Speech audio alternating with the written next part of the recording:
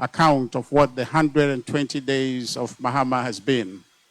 So if you take your positions, we'll do quick introductions and then we'll get into the press conference. With us this morning, some leaders of the party.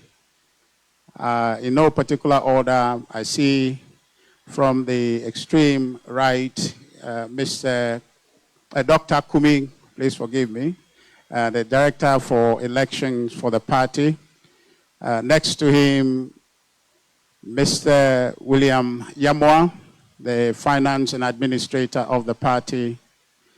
I see also Mr. Stonach Amponsa next to him. He's a Director, External Affairs of our party. My own Deputy, Dr. Asiedu Kukro, is here. Deputy Director Communication is here. I see the minority third whip is here in the person of Honorable Jerry Ahmed Shaib is here. The national organizer of the party, Henry Nanabochi, is here with us. And of course, the deputy minority leader, the powerful Madame Patricia Apieje Evergreen, is here with us, supporting the Osahini, the Honorable Alexander Kwamina Apenyo-Markins is here, the leader of the mighty minority in Parliament. Thank you very much, media, for coming. And as you are aware, today's press conference is to address the bitter 120 days we have endured under His Excellency John Dramani Mahama and the NDC. We have two speakers today. The main act will be the Honorable Alexander Apenyo-Markins, who would give the main speech. But leading the way would be the national organizer of the party, the New Patriotic Party, lawyer Henry Nanabochi, to give us his statement.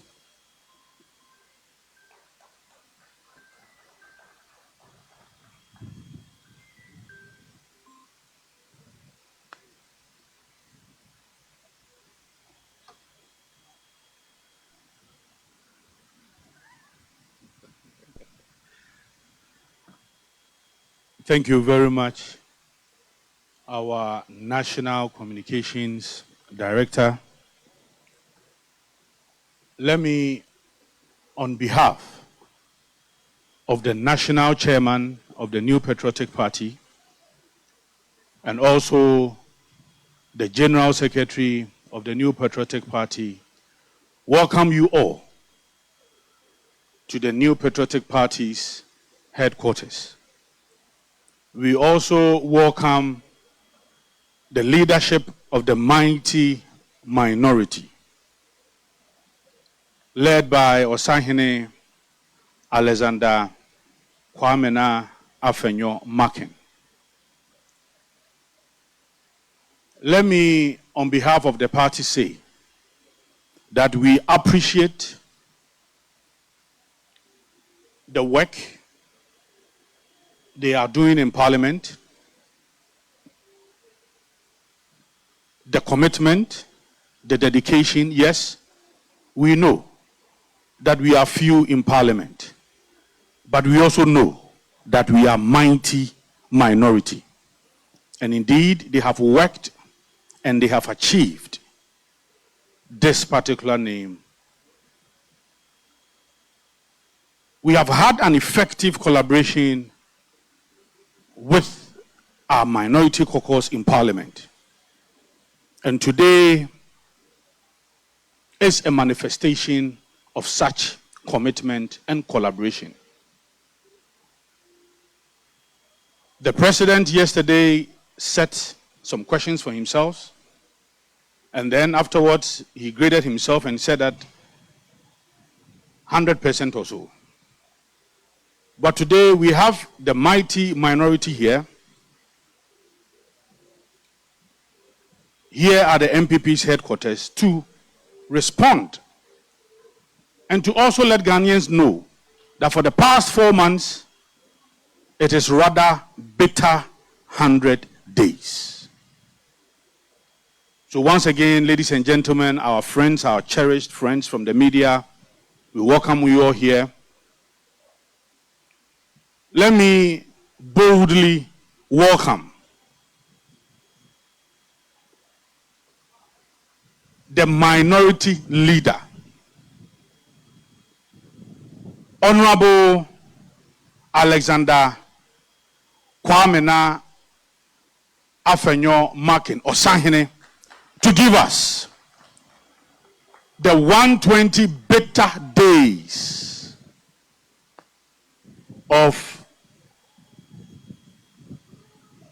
the NDC led by John Dramani Mahama.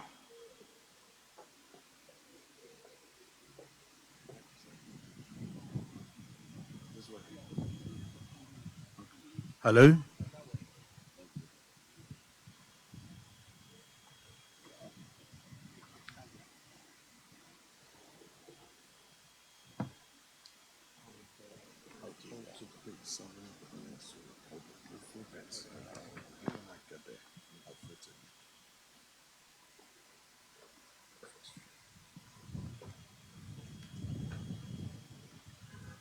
Thank you very much, national organizer of our party,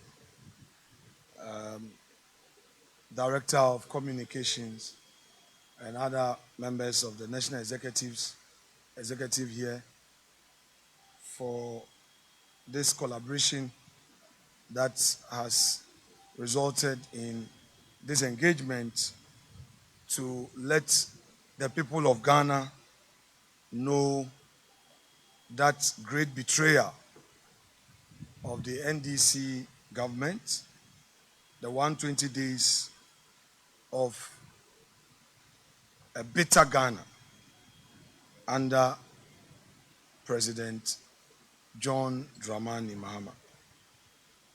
As we've already been told by the national organizer, yesterday, Mr. President marked his own script, a script that the questions were set by him, and after that, he gave himself a mark. This morning, we are here to expose all the lies, the falsehood, and the inconsistencies. We call it NDC's great deception, from their own social contract to a social collapse. 120 days of bitter government under John Dramani Mahama. In the lead up to the 2024 general elections, candidate John Dramani Mahama released a document titled Mahama's First 120 Days Social Contract. It was marketed as a sacred pledge, a hard-coded promise to the Ghanaian people, time-bound and specific. It was designed to inspire trust, rekindle hope, and restore the image of a party that was seeking for another opportunity to rule this country. The NDC promised to scrap taxes like COVID-19 levy. They pledged to ban illegal mining, slash import duties, revive industrialization, launch mass employment programs, hold public officials accountable, increase cocoa prices. Not the least, they promised the people of Ghana a 24-hour economy under 133, one job, 3 shifts. Then on January 7, 2025, standing before the Republic, His Excellency declared, quote, "I intend to tell you the truth," end quote. He claimed he would act with, quote, "decisiveness and restore," quote, "faith in institutions and initiate what he called a national reset." But after 120 days of his presidency, the truth is brutally clear. The social contract was a political bait and a switch, a glossy list of promises not meant to be fulfilled, but merely to be flaunted, exploited, and forgotten. 1, the taxes remain. 2, contractors remain unpaid. 3, illegal mining rages on, no state of emergency in sight. 4, industries continue to suffer. 5, unreliable power supply, what I call Doomsday Pro Max, is unfolding. Further, the job creation pledges have turned into press releases without action. The cocoa prices, the farmers who were promised that 3,000 per bag of cocoa was going to increase to 6,000 per bag, have also been disappointed. And the slight stability of the cedi, now claimed as the Mahama miracle, is nothing more than a byproduct of a weakening US dollar on the global stage. This, fellow Ghanaians, is not a matter of political disagreement. It is a matter of deliberate national deception.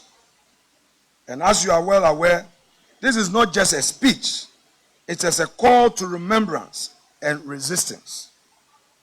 It is a forensic audit of the presidency that campaigned with the agency of a reformer, but now governs with the indifference of a ruler long exhausted by ideas. I dare say that the lame dark days of President John Dramani Mahama has already started.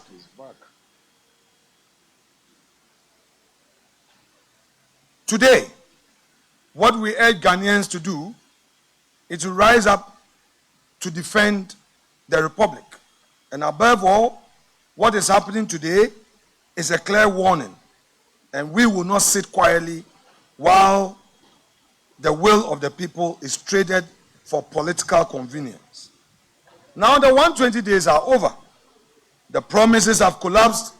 The excuses have run dry. The reckoning must begin. Let it be said plainly to every Ghanaian. You were not given a reset. You were sold a recycled failure. And now the clock has run out. Accountability must take center stage. Let history record this moment, not as a dawn of renewal, but as a day the veil of betrayal was torn away. Now, let me give you the details. The promise of constitutional fidelity. Today, the executive has broken this promise. What we experience now is executive lawlessness. On his inauguration day, His Excellency vowed, quote, "I shall strive to exercise sound judgment and be willing to act timelessly to resolve our challenges," end quote. But when faced with a clear breach of Article 286, when his appointees failed to declare their assets before taking office as constitutionally required, he did not act lawfully. He invented a bizarre punishment, a 3-month salary forfeiture, no referral to the Commission on Human Rights and Administrative Justice, no investigations, no accountability. What the president did was not a legal remedy. It was a constitutional betrayal. By failing to uphold the law, the president brought his own oath and the entire presidency into disrepute. Now they also pledged of security. They themselves, by their own actions, have undermined this through their neglect and the military politicization. In his inaugural address, Mr. President personally said that he was going to secure our sub-region and, quote, "We must work together to keep our sub-region safe," end quote. Yet under his own watch, Boku bleeds. Boku bleeds. The president offers neither decisive intervention nor compelling empathy. I repeat, today, Boku bleeds. The president and his government offer neither decisive intervention nor compelling empathy. Instead, this government has destabilized our armed forces, pegging seasoned, loyal, and trusted officers and replacing them with partisan subordinates. The fact is, the government is not protecting the state. The government is politicizing its spine. A commander-in-chief who weakens his own forces in a time of crisis is not a leader, we dare say. Environmental commitment eclipsed by Galamsey retreat. President Mahama promised Ghanaians that he would act decisively and swiftly as our country's leader. In his might-trumpeted social contract with the people of Ghana, President Mahama solemnly pledged, quote, ban illegal and new mining activities in forest reserves, roll out our Tree for Life and Blue Water Initiative to heal and sustainably harness the environment, end quote. And yet, illegal mining has flourished under his silence. Foreign nationals caught in Galamsey operations are deported, not prosecuted, contrary to the campaign promises. The promised repeal of the LI 2462 remains unfulfilled. The rivers continue to run red. The forests are gashed open. And the president who accused Nana Akufo-Addo's administration of inaction on illegal mining and promised decisive action offers excuses. The government's inaction on illegal mining is not just disappointing, it is a betrayal. While in opposition, the NDC loudly declared that if elected, they would impose a state of emergency to confront Galamsey head-on. But 120 days into the government, not only have they failed to do so, that they have completely abandoned the agency they once preached. Illegal mining continues to devastate our rivers, poison our land, and displace entire communities. The promised state of emergency has vanished, replaced by silence and inaction, while the sector minister sheds crocodile tears on national television over a sorry state of our rivers, forests, and farmland. This is not leadership. This is not leadership. It is cowardice dressed in empty campaign rhetoric. It therefore came without a surprise to the people of Ghana when recently, on May Day, organized labor, speaking through its Secretary General, boldly condemned the extent to which Galamsey is destroying our environment. And to quote organized labor, Galamsey has worsened within the few months that the NDC assumed office. So all the 8 years that they said the MPP was unsuccessful in dealing with the Galamsey issue, today, organized labor is boldly telling us and saying it to the face of the NDC administration that within this short period of governance, the situation has worsened. I leave it to your judgment. Inclusivity abandoned. Mr. President promised the nation of a leadership of inclusiveness. Today, what we see is a massacre of livelihoods. In his inaugural speech, Mr. President declared, every Ghanaian has the opportunity to contribute to our nation's story, end quote. And yet, since taking office, his government has waged an unprovoked war on public and civil servants. Thousands of civil servants, especially the youth, have been dismissed, not for corruption and incompetence, but for getting employed by the state before his return to the presidency. In their place, party executives are being recruited. Teachers who were recruited and posted into remote communities to teach have been sent home. Nurses who were recruited and were in hospitals and at our health centers helping the poor have been sent home. Efforts to recruit more nurses have been put on hold. Those who graduated from nursing schools and expected to be posted are still at home, have become desperate. And we have a government that is rather creating more unemployment than employment. We say this is not inclusivity. This is not inclusiveness. This is ideological cleansing. This is not a present for all. It is a government for only the NDC. We have two Ghana now. Yes. The Ghana for the NDC, where only their party's foot soldiers enjoy, and the Ghana for others who must go through a bitter experience, pain, and misery. Youth empowerment has now reduced to a mere PR stunt. President Mahama told our youth on January 7th, quote, "This moment is a powerful affirmation that your voices matter. We are committed to creating opportunities for education, entrepreneurship, and employment," end quote. But those words now mock reality. The ambitious one student, one laptop policy of the MPP government has been shelved. In its place, a flashy, empty promises to train 1 million youth in coding without equipment, personnel, or infrastructure. Did we go or did we come? Governance has been reduced into theatrics and empty promises.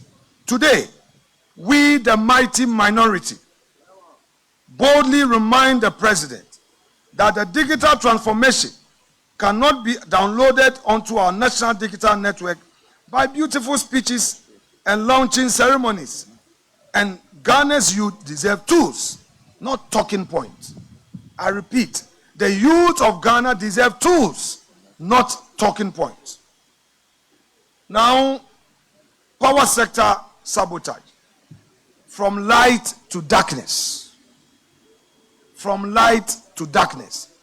When Ghanaians say let there be light, the NDC say let there be darkness. So we have a Dumso Pro Max. Darkness, darkness, darkness. Mr. President promised to fix Ghana's energy crisis. He accused his predecessor of failure.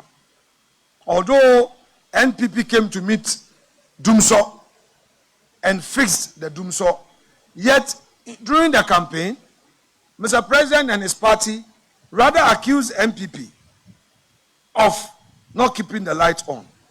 But let's all be honest with ourselves. The last 120 days, we have seen persistent power outages, low voltage, and silence in the face of national inconvenience.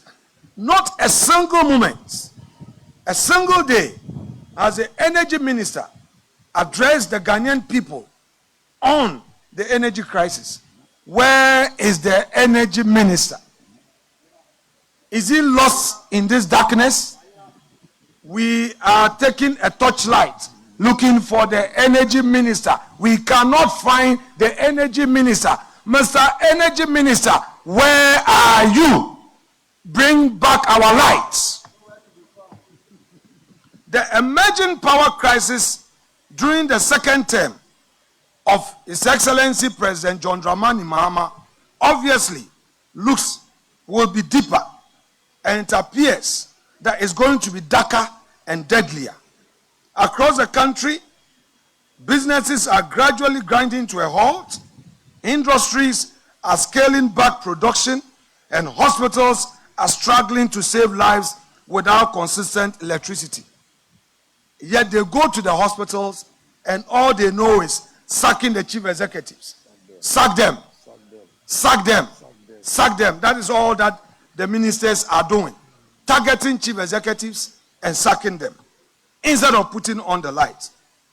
Home appliances are burning out. Livelihoods are vanishing. and the national mood is collapsing under the weight of government inaction.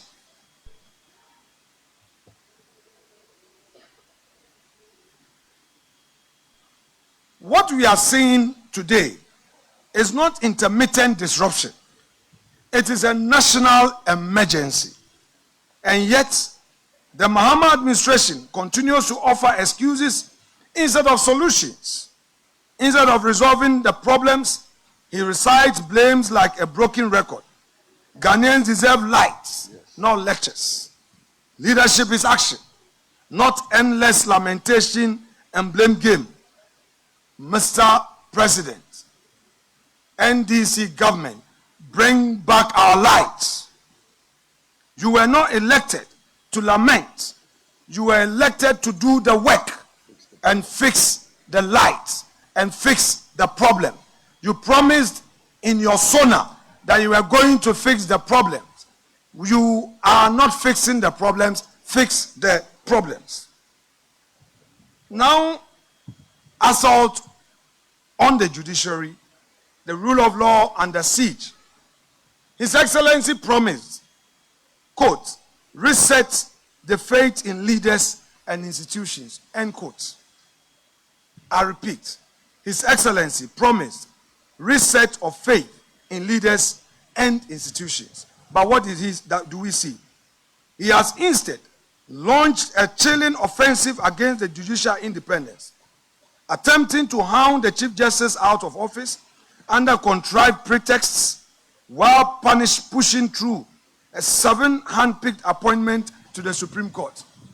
It has never happened in our democracy where the president makes a direct appointment and more or less coerces the Judicial Council to swiftly, whether they like it or not, approve of same. The practice has always been that nominations are made by various stakeholders.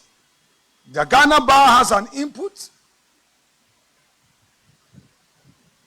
The Office of the Chief Justice has an input.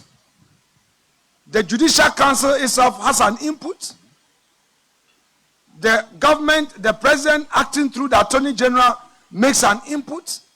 And all these names are deliberated upon, discussed in detail, and a recommendation ferried to the president for further action. May I refer the government to the matter of Ghana Bar Association versus Attorney General, where Thaddeus Sori, the lead counsel for Ghana Bar, made strong arguments on this matter. It was a situation where the Judicial Council had made some recommendations in a certain order of merit for the president to exercise the discretion of appointment. And even so, the Ghana Bar questioned the exercise of discretion and argued, among others, that since there was an order of merit upon which the recommendation was mounted, the president couldn't have chosen from the bottom, because we have my Lord Mafosau, we had Professor Henrietta Mensah Bonsu, followed by my Lord Yawapao, and then lastly Mr. Scott Poorman, as he then was. Yet the president chose from the bottom 2, and Ghana Bar challenged this at the Supreme Court. The Supreme Court ruled that, well, that recommendation was an advice. And to the extent that all of those 4 individuals were recommended to the president could choose from the bottom. The president could choose anybody and was not bound by the order of merit. So clearly, a procedure, a practice as to how a justice of the Supreme Court is appointed is known. So why would the president write a letter that he's made appointment and urges that upon the Judicial Council to, at all costs, approve of same? This is very rich.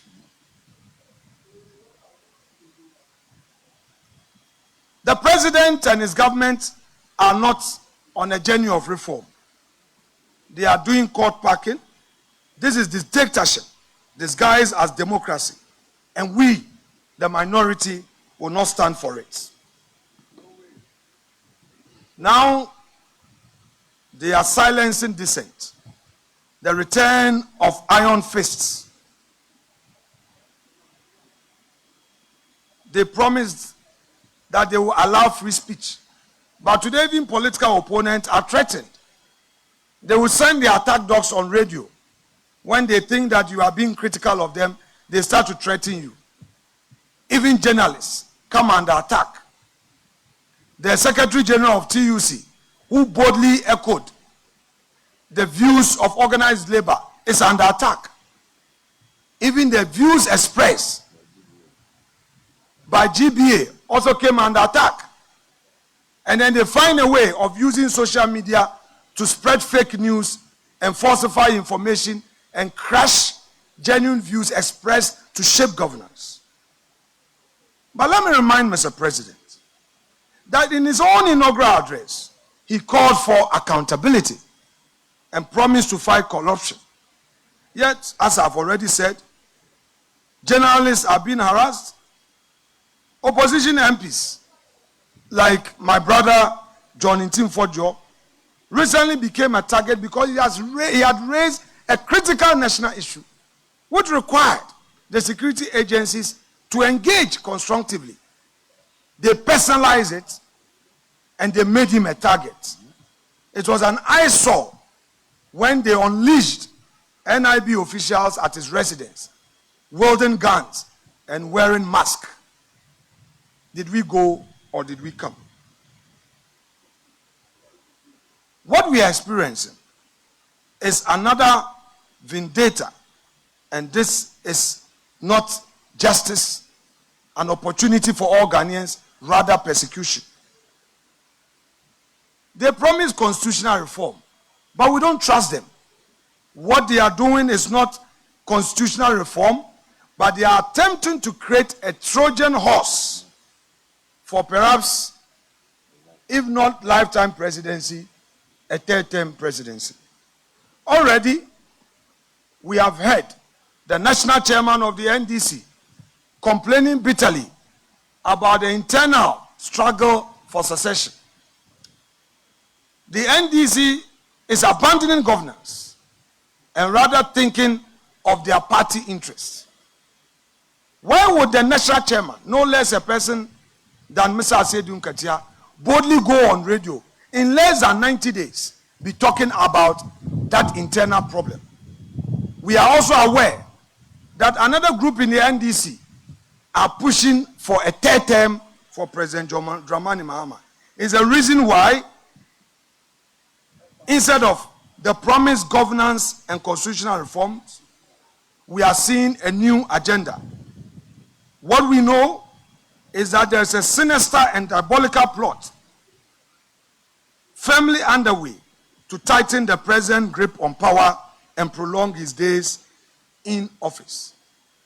So they knew that the firmness of the Chief Justice will not allow this.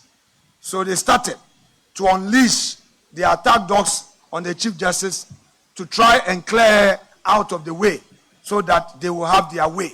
But we, the minority, today tell the NDC government they will never have their way. We see diabolical schemes. We read the signals. And we say this clearly. Ghana is not a monarchy.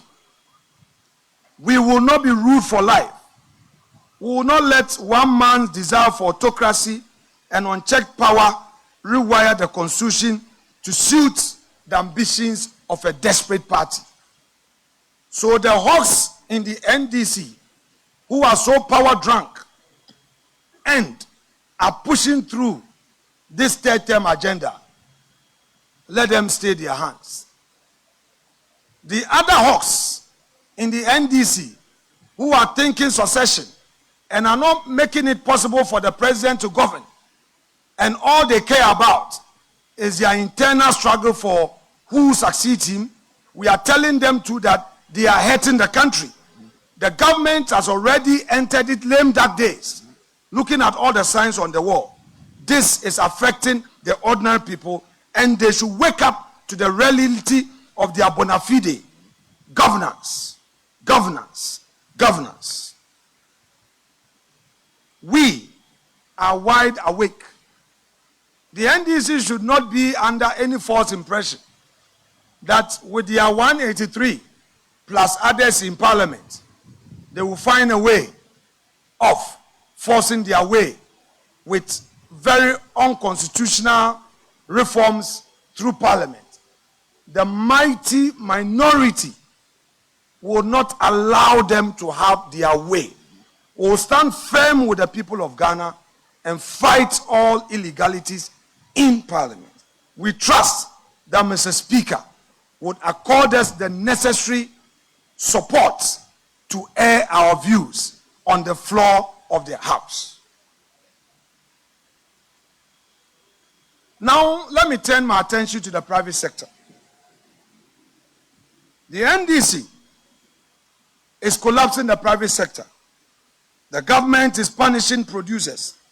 On the day of his inauguration, Mr. President called on business leaders to help him shape, quote, an environment where creativity thrives and where fruits of their labor contribute to the collective welfare of our nation, end quote. But 120 days, that appeal has cuddled into betrayal. Businesses across the country, small, medium, and large, are suffocating. Why? Because the very government that promised partnership has become a predator. Yep. Suppliers, contractors, service providers, Ghanaians who finance and fulfill government contracts with their own resources or bank loans have not been paid. Some have been forced to shut down. Others have laid off workers, and countless others have plunged into debt, despair, and ruin. This government is presiding over economic vandalism, masquerading as governance. When the government refuses to pay its debts, it collapses the very economy it claims to lead. Mr. President, you cannot pay the people of Ghana who have sacrificed to work to build our infrastructure, who have supplied to state institutions. You cannot decide not to pay them. This amounts to the government sabotage of business. NDC government, you are ruining the businesses you came to meet. Your actions are becoming a liability. Now, on the import duties, we go on these broken promises on import duties and the COVID-19 levy. In his inaugural speech, the president acknowledged the pain of Ghanaians, promising to change the destiny of this nation of ours. But this government continues to allow what he had called during his days in opposition, crashing levies and regressive taxes on the backs of the sovereign people of Ghana. He promised to review and reduce import duties to make easier for traders, importers, and consumers. He has not. He promised to abolish the COVID-19 health recovery levy because the pandemic is long past and the people's pockets are exhausted. He has not. Instead, this government has maintained and even compounded the cost of living for every Ghanaian household. Prices continue to surge, markets remain unstable, and traders groan under taxes that, by his own standards, serve no current purpose but enrich a bloated state machinery. Promises under the NDC government are no more sacred. They are just tools for winning elections and excuses for not governing. Betrayal of industrialization, killing jobs, killing hope. The president pledged in January to implement a 24-hour economy to stimulate, quote, to stimulate local industries and attract investment, end quote. But instead of building upon the 1D1F initiative, a bold, pragmatic program that used tax incentives to to ignite industrialization across Ghana, the government of President Mahama has shelved it. The government has discarded it, abandoned it, and killed it. Factories that were planned under the previous administration now sit idle. Investment plans have stalled. Thousands of potential jobs have vanished before they could materialize. The message to investors in our economy is loud and clear. You are not safe here anymore. Mr. President, your reset is not a lifeline for the economy. It is suffocating lockdown on production. You are not creating jobs. You are killing them. Now it is rich to hear the president tell us in Sona that the flagship project, the flagship program, 24-hour economy, also known as 133, one job, 3 shifts, would find space in the 2025 budgets. That is what the president told us. That Dr. Forson, his finance minister, will pronounce on the 24-hour economy. But what did we hear? Another matricle. When Dr. Atu Forson appeared before the House with a budget statement, no mention was made of the 24-hour economy, their own famous flagship program. What Dr. Forson promised us was that, oh, the 24-hour economy is being considered. And yesterday, as typical of them, they have inaugurated another committee. They said there's another committee responsible for enacting the 24-hour economy. Hey, President Mahama. Hey, President Mahama. Hey, President Mahama.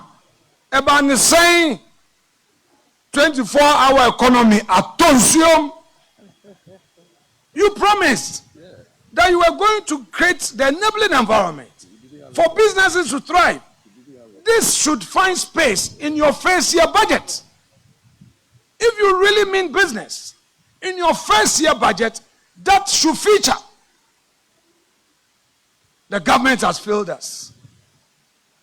Government of lamentation, government of talk, and less action. What did they say to the women? The women banking.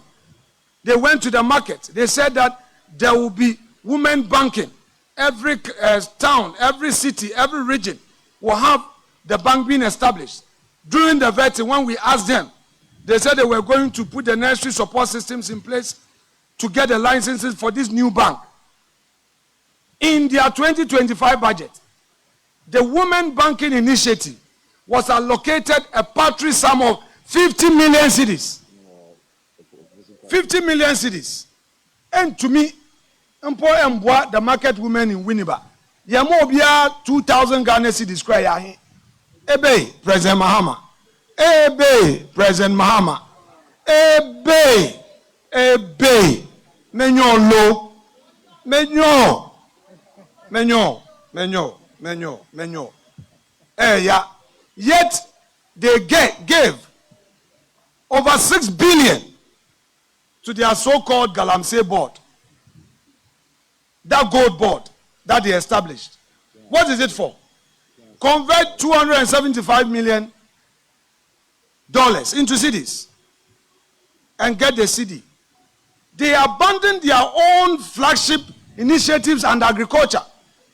Agriculture in the budget, they only allocated a paltry sum of 1.5 billion cedis. Even if you break the 1.5 billion cedis down, 950 million alone is for compensation. So the Erikopoku, the Agric minister, sitting at the ministry, is a redundant minister. I don't know the work that the Agric minister is doing at the ministry, because there's no budget for his ministry. How are they going to implement the Nkukon Kitinkiti?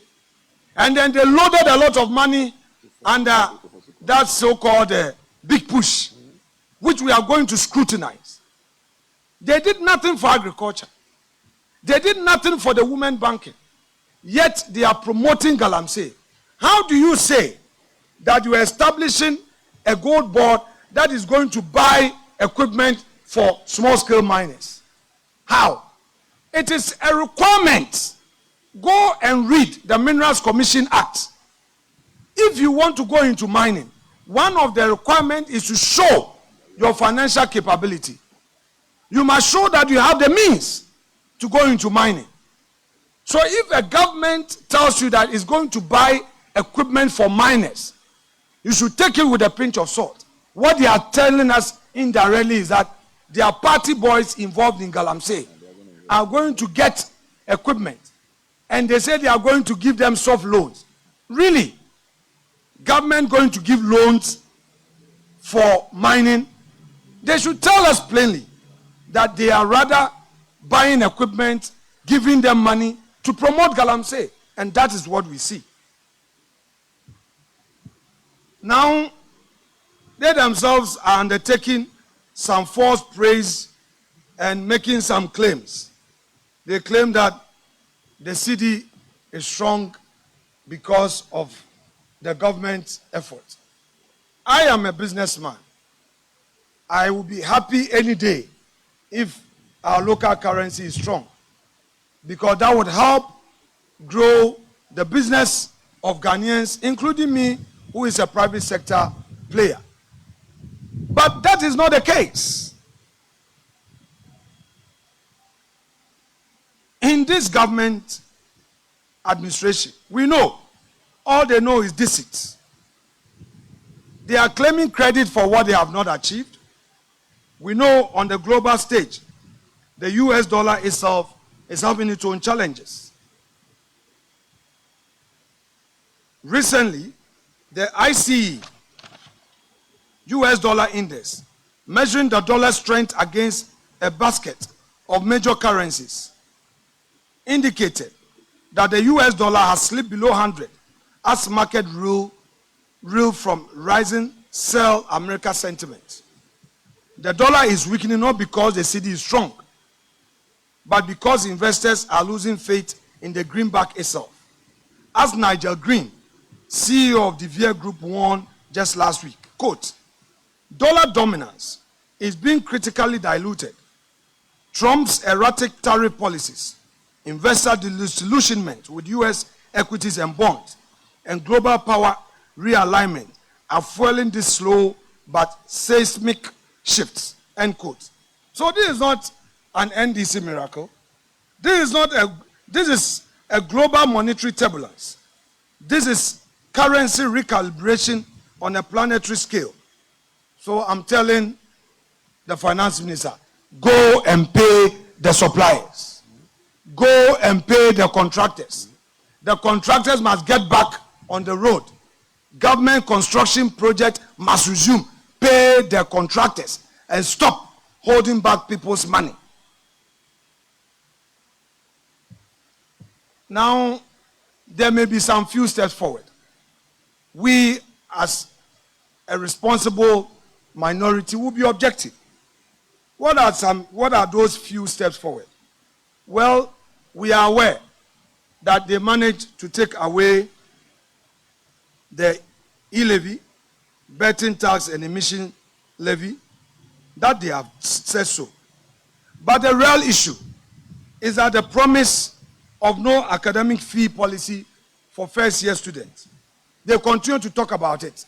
Have those students had the refunds made? When Akufo-Addo promised free SHS, it was contained in his first year's budget. Students were not asked to pay for later refund. No. They promised Ghanaian students in the university.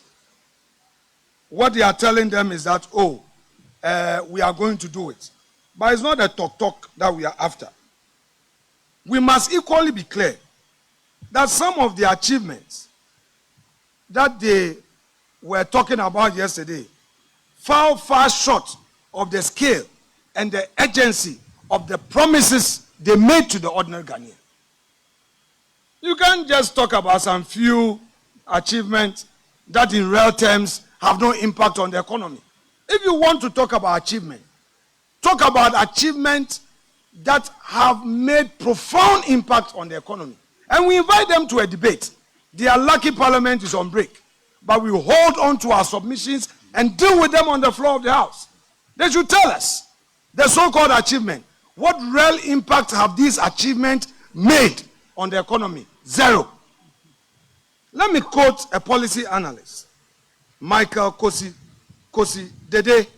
He noted on Channel 1 TV, that only 9 out of 26 items in President Mahama's 120-day contract have real substance. The reset, he said, are, quote, largely symbolic and cosmetic. I couldn't have agreed with him more. I adopt this submission as though they are mine. And I adopt them because this analyst is speaking to the real issues that confront you and I. When the appointment of ministers, an obligation under the Constitution, was presented as a milestone, I laughed. Clearly, to me, it revealed a government more concerned with optics than outcomes. You claim you've appointed few ministers, but you've appointed more partisan political staffers at the Jubilee House and other state agencies. So what are you talking about? Let me give you one example. Honorable Felix Kwachi Ofosu, the Minister of State responsible for government communications. We are told that the ministry was collapsed and he is there as government spokesperson. But he has some 3 deputies. They say a deputy government spokesperson, a deputy government spokesperson. And then at the same presidency, you have a communication director. At the same presidency, you have a director of research. Then you have a director responsible for agriculture. Ebe. And somebody. So Erikopoku is not competent. Erikopoku, as your lead servant on agriculture, you say that you are appointing a director of agriculture at the presidency to do what? Yet you come back and say, oh, you promised to do less ministers, so we should applaud you. They should do a much more tidy checklist, and they will know that they failed the people of Ghana. So yes, they may try to pat themselves on their own, on their back, but clearly there is no clear delivery architecture for many of the initiatives that they've introduced. There is no single policy direction for any sector of the economy clearly outlined by the government for its ministers. No enforcement mechanism, no timelines. In too many instances, governments have substituted symbolism for substance. What we are witnessing is not the architecture of a national renewal. It is a scaffolding of political theater. Ghana does not need praise points. Ghana needs power, jobs, justice, and delivery. The difference is not academic. It is existential. Yep. Let me conclude. Mr. President, you have performed badly, poorly. Indeed, the failures that we have catalogued so far are not exhaustive. The cocoa farmers, under MPP, cocoa price per bag was 3,000. They promised to increase it to 6,000. We had it at 3,100. They said they were going to increase it to 6,000. Today, they have reneged on that promise, and they tell us that they didn't know the scale of the challenge. Really? So they didn't know and they were promising. We don't need symbolic gestures. They are only engaged in such practices and neglecting the structures. The deeper you look, the more you find that this government does not aim to transform, but they are engaged in a regression wrapped in rhetoric. Mr. President, you promised truth, but so far we are seeing evasion. Mr. President, you promised inclusiveness. Today, you are serving us with exclusion. Your Excellency, you promised partnership. But what we are experiencing from your government is punishment. You promised prosperity. What do we see today? Paralysis. NDC, I say to you, you've broken your promise. You have abandoned your own sacred oath as a government. You have abandoned your own manifesto. You've trampled upon the hopes of the nation in search of a meaningful continuity. But this country will not surrender. We, the minority, the mighty minority, will not sit back as we redefine and ruin reforms. We will not let you stretch your stay or mutilate the Constitution. After 120 days, we clearly see your schemes. We see your lame duck days. We see a government without hope. We see bitterness along the way. But we promise the people of Ghana that we will stand by you, we will stand with you, and we know that come the next cycle of elections, NPP will have an opportunity to reset this country on a positive footing for a better Ghana. Thank you so much indeed. Yeah. May God bless our homeland Ghana and make us great and strong. Yeah.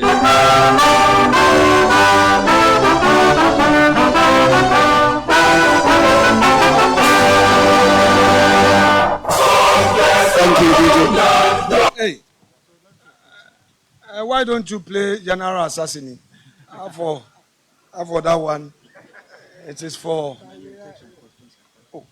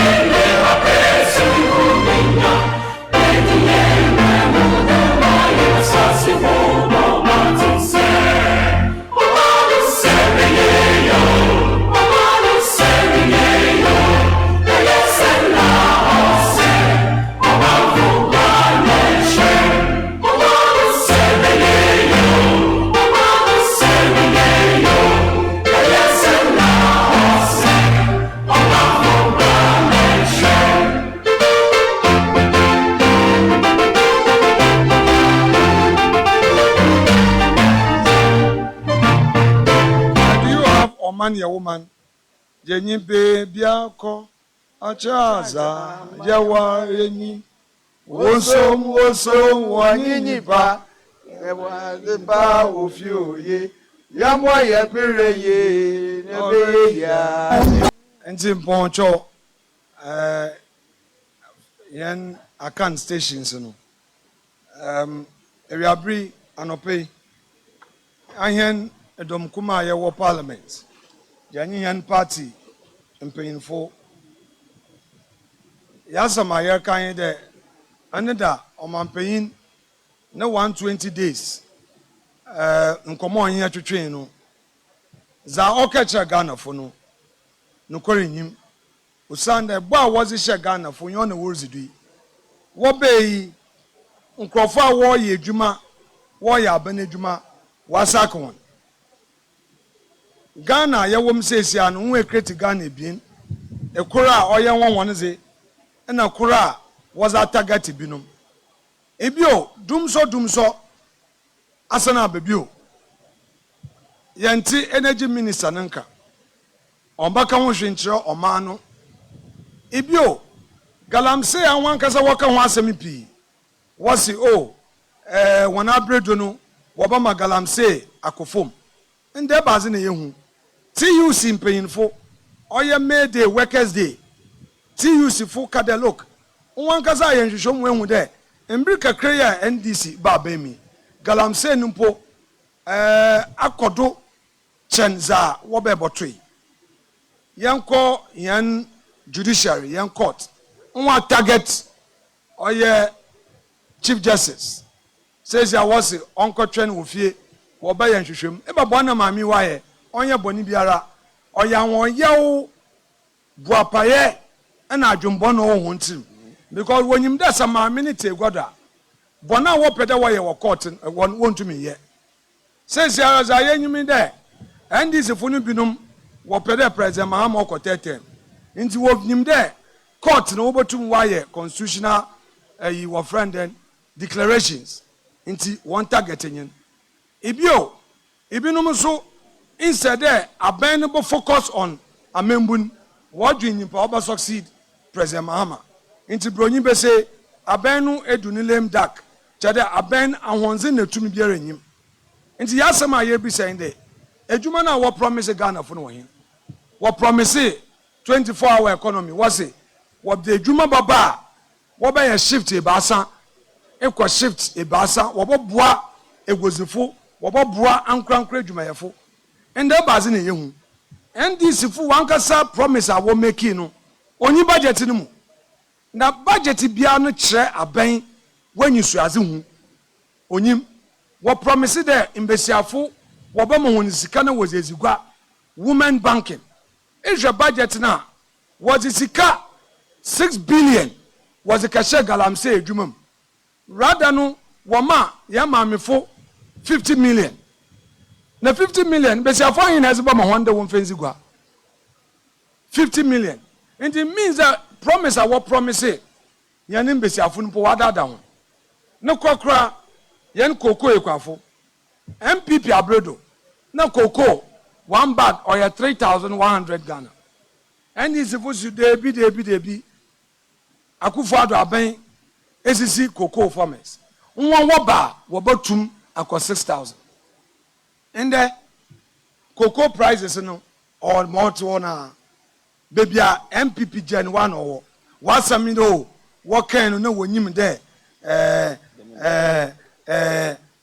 ebay NDC mo manu kwal onzi won anyim kan ahen yazenyi there mighty minority yerenda e was our orkodo no ho yebokodo ara yaka osanda Ghana kasa na was e ohyebi wodi hu bi was be wum ayen edo awotwe a ye wo parliament yensro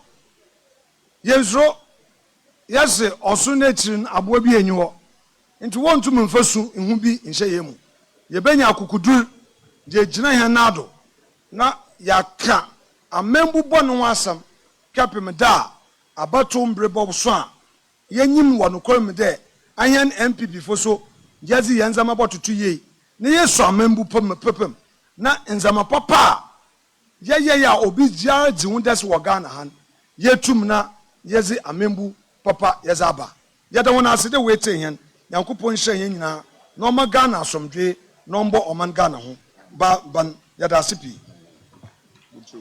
After this, I think the message is clear. I want to use this opportunity to thank all of you media and all Ghanaians who came out to join us on Monday to demonstrate in defense of our democracy, in defense of our judiciary, its independence. We thank you all for coming. May God bless us all. Thank you.